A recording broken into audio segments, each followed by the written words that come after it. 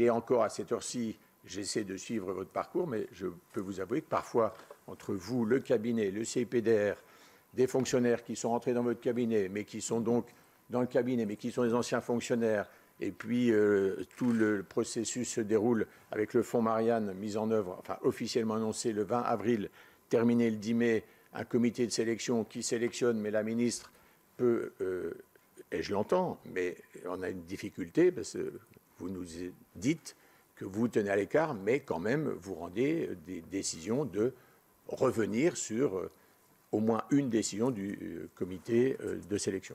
Je voudrais juste savoir si c'est une procédure assez habituelle ou si c'était un cas unique par rapport à votre expérience.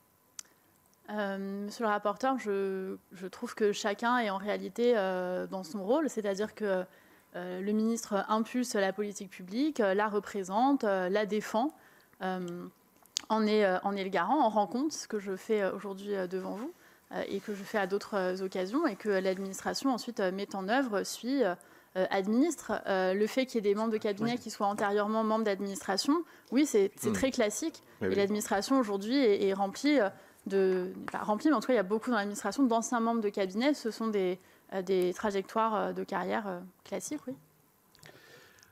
Madame la ministre, alors des questions sur le suivi, de manière assez rapide. D'abord, votre implication dans le suivi de la réalisation des projets par les différentes associations. Est-ce que vous avez rencontré certaines d'entre elles pour vous tenir informé, hein, c'est dans le suivi de trucs, ou pas du tout? Est-ce que vous considérez que c'était l'administration qui devait suivre, pas vous?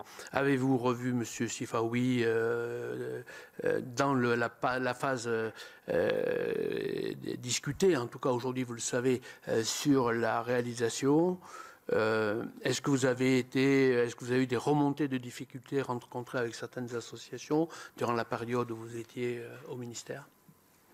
Monsieur le Président, on me remonte, je n'ai aucune remontée de difficultés d'association d'aucune sorte jusqu'à l'article du journal Marianne. Avant cela, et donc récent, avant cela, pendant toute la durée du moment où je suis ministre, c'est-à-dire jusqu'en mai 2022, à aucun moment on ne fait état d'aucune difficulté rencontrée avec les associations. Donc le ministre n'est pas en charge du contrôle des associations.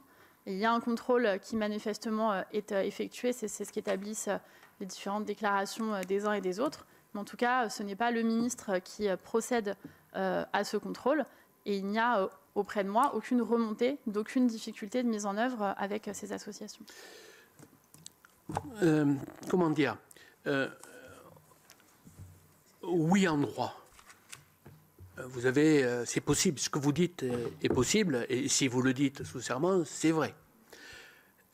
Mais ce qui est étonnant, là où on a du mal, c'est, si vous voulez, c'est pas une opération comme les autres.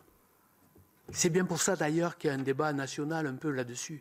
Bien pour ça qu'il y a des gens qui s'intéressent à ce sujet, qui s'interrogent. C'est que c'est pas un débat. Lorsque vous faites, par exemple,